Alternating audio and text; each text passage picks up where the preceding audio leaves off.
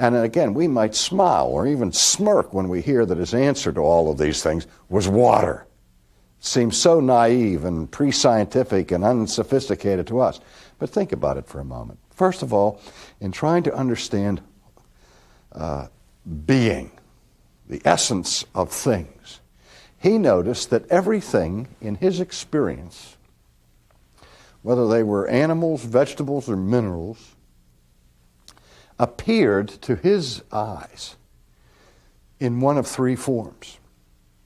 His whole experience of reality was an experience of things that were either solid or liquid or gas.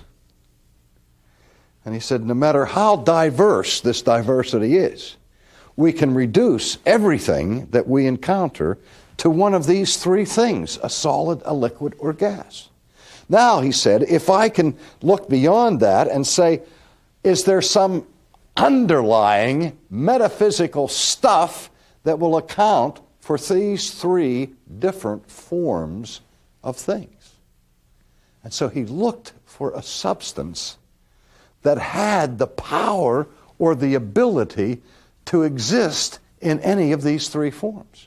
And what was the most obvious candidate? It was water. Water in its natural state is a liquid. When it freezes, it becomes a solid.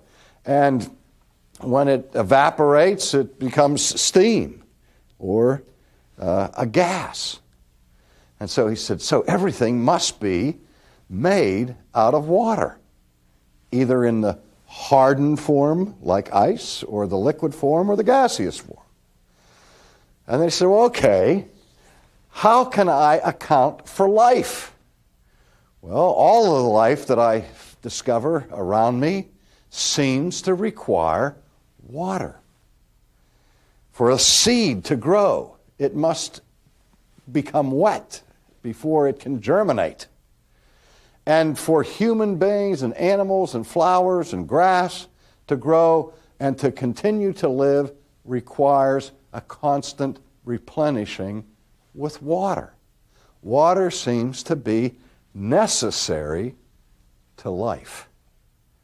And if that's the case, then maybe it is the most basic substance that creates life itself.